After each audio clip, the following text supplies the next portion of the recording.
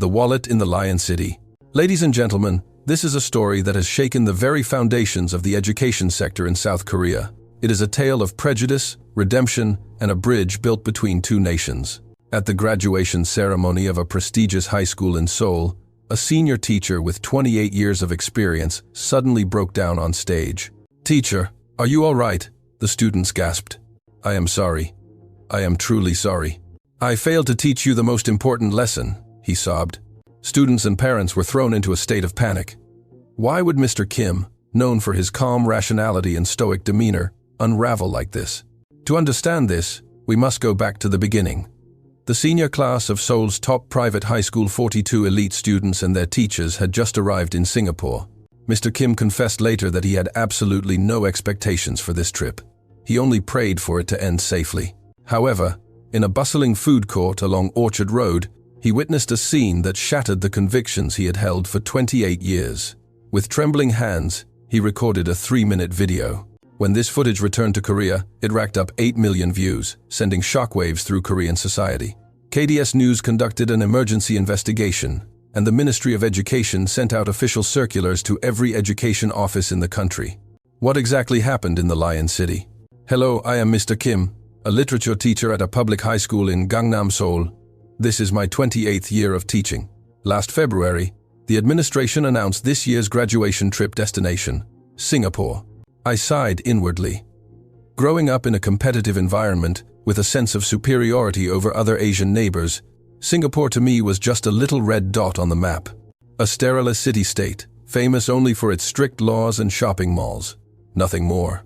My school is one of the most competitive in Seoul.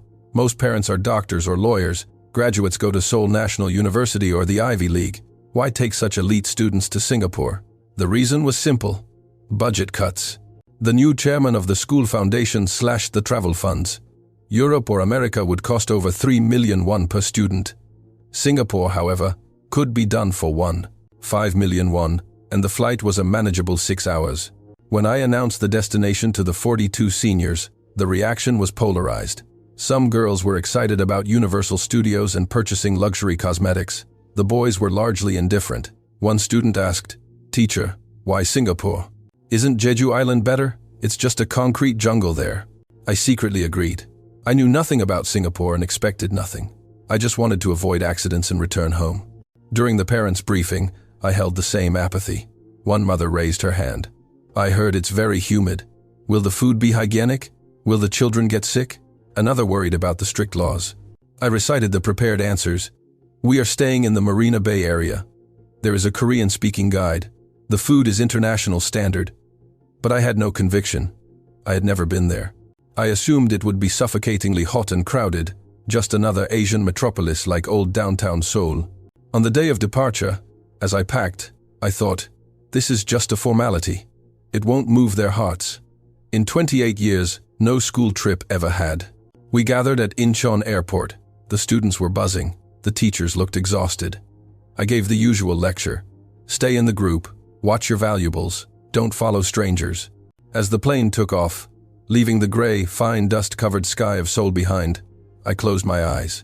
Just 3 days, I told myself. Keep them safe, let them shop, and go home.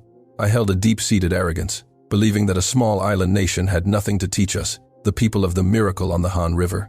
I did not know that this trip would completely rewrite my life. When we landed at Changi Airport, the first thing that hit me was not the humidity, but the sheer magnificence of the terminal.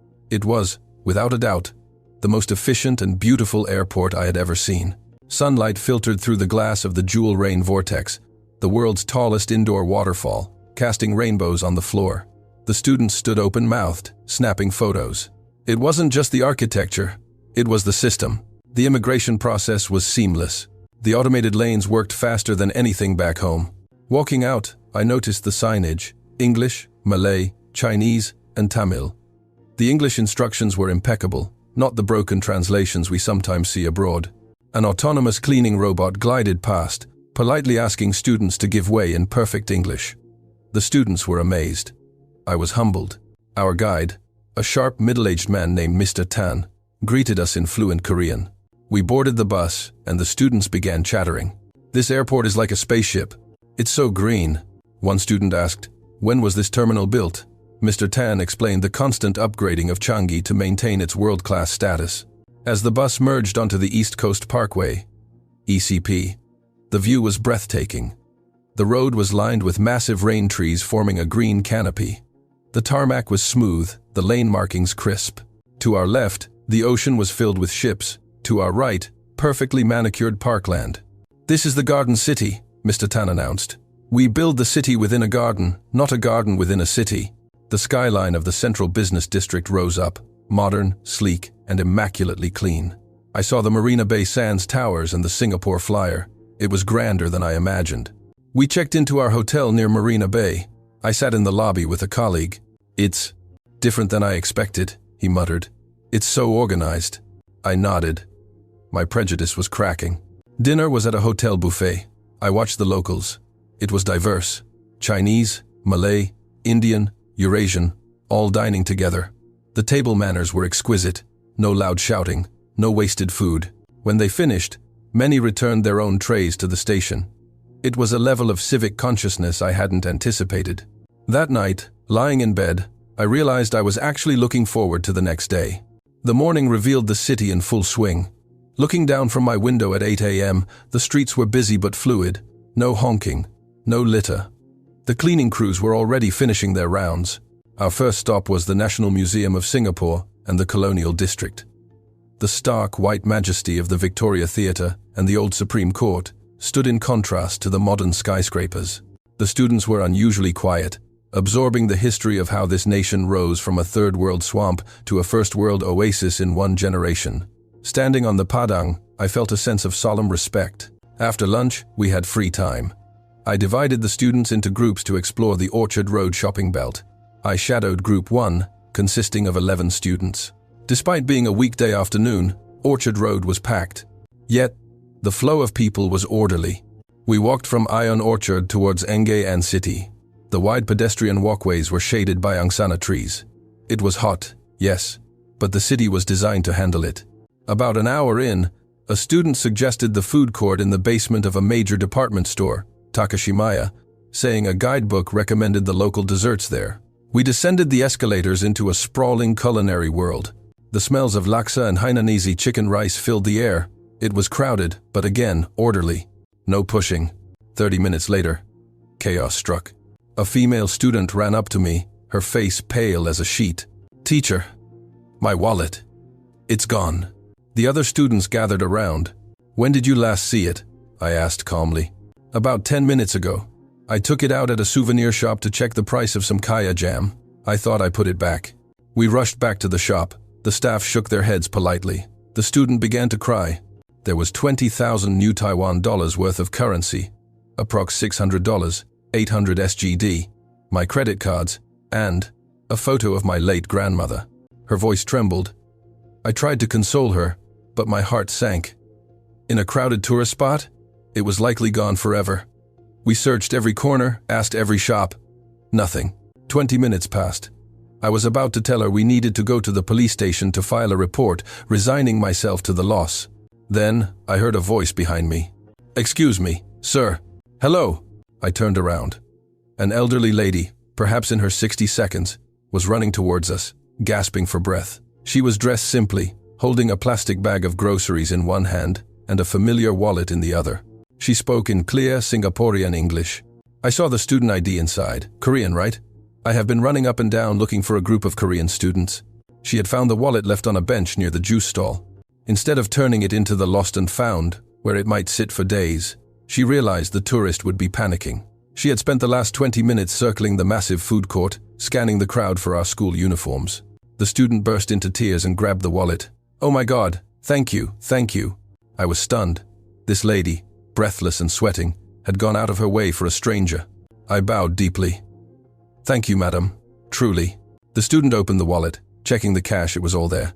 She pulled out a handful of notes to offer as a reward. The elderly lady immediately waved her hands, stepping back. No need la. You keep it. Just be careful next time, huh? Enjoy Singapore." She smiled warmly, patted the student's shoulder, and turned to walk away, disappearing into the crowd as if she had just done the most ordinary thing in the world. I stood there, frozen. In my 28 years of leading trips, Students had lost wallets in Paris, Rome, and even Seoul. Never had I seen one returned like this, with such active, desperate kindness. "Did anyone film that?" I asked, my voice shaking. A male student raised his phone. "I did, teacher. I started recording when she ran up to us." I watched the 3-minute video. The auntie running, panting, explaining how she found it, refusing the money, and walking away. It was pure, unadulterated goodness. The mood of the trip shifted instantly. The students, usually loud and sarcastic, became thoughtful. On the bus back, one whispered, "Teacher, Singaporeans are really good people." I nodded, feeling ashamed of my own arrogance. Back in Seoul, I couldn't stop thinking about the incident. 2 nights later, I uploaded the video to social media with a simple caption, "What happened in an Orchard Road food court?" I expected a few likes from friends. By morning, it had 100,000 views. By lunch, 500,000. The comments flooded in. "This is true civic duty. We need to learn from this." I thought Singapore was just strict laws, but they have warm hearts. Of course, there were cynics. It's staged. Singapore is a police state. They are scared to steal. But then the media called. The video hit 1 million views. I was invited to a debate program on a major network. I sat in the studio, facing a skeptic who argued, "You cannot judge a nation by one person."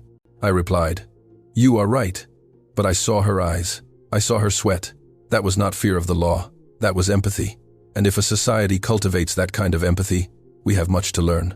The debate ended with a professor of sociology telling me, "You did a brave thing, breaking our prejudices."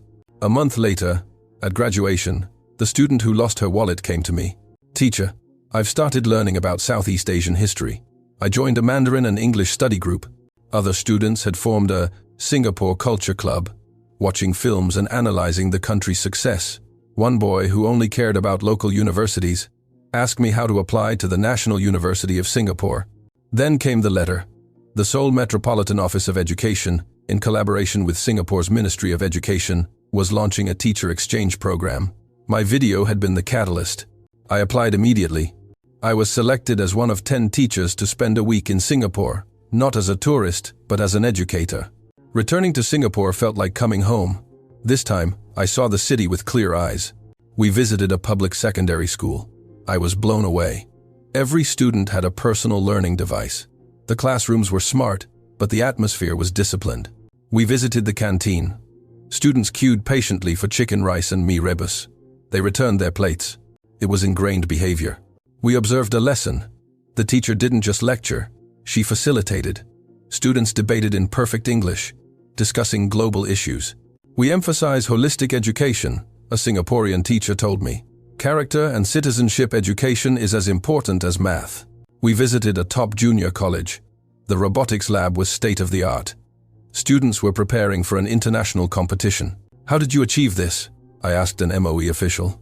"It took decades," she smiled. "Meritocracy, multiracialism, and a constant drive to remain relevant to the world. We have no natural resources, only our people." We visited a special education (SPED) school. The facilities were incredible, designed for accessibility and dignity. "Every child matters," the principal said. On the final night, at a farewell dinner with Singaporean teachers, one of them approached me. "Mr. Kim, I saw your video. Thank you for showing our heart, not just our fines." I blushed. I only showed the truth. As I flew back to Seoul, looking down at the sparkling lights of the ships in the Singapore Strait, I realized something. I had been a bridge, a small, shaky bridge built on a lost wallet, but a bridge nonetheless. My students were crossing it. They were learning respect, dropping prejudice, and looking outward. This is the story of how a trip to the Lion City changed my life and the future of my students. Thank you for listening. If this story touched you, please leave a comment of support.